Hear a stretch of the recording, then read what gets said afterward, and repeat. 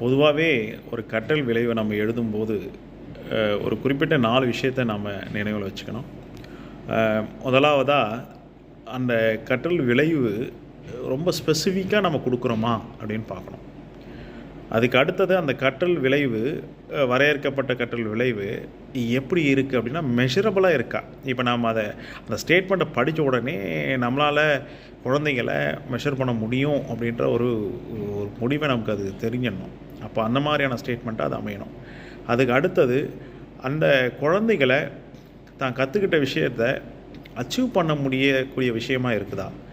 அப்போது அச்சீவபிளாக அந்த டேர்ம்ஸ் நம்ம டிஃபைன் பண்ணியிருக்கிறோமா அப்படின்னு பார்க்கணும். அதுக்கு அடுத்ததாக என்னென்னா ரெலவென்ஸ் பார்க்கணும். எந்த வகுப்பாக்கானது, என்ன மாணவனுடைய நிலைக்கானது அப்படின்னு பார்த்தா ரெலவென்ஸு நமக்கு தெரியும். அப்போது இந்த 4 விஷயத்தில் நாம் கவனித்து அதுக்கேற்ற